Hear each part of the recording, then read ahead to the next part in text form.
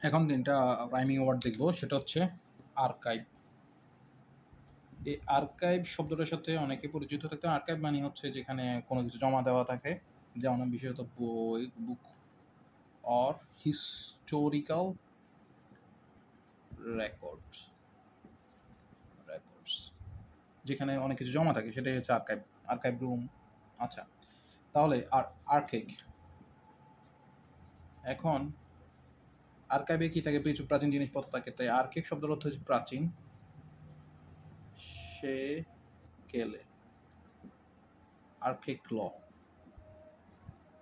আর্কেক ল, আর্কেক ল অর্থাৎ প্রাচীন আইন।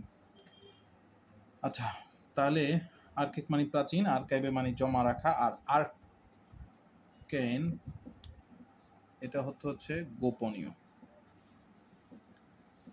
বা রহস্যময়। যেমন বলতে পারি আর্কেন বুক অথবা গোপনীয় বই। আবার আমরা বলতে পারি, এখানে লিখি, এখানে দেখা যাচ্ছে আর্কেন নলেজ, অর্থাৎ গোপনীয় জ্ঞান।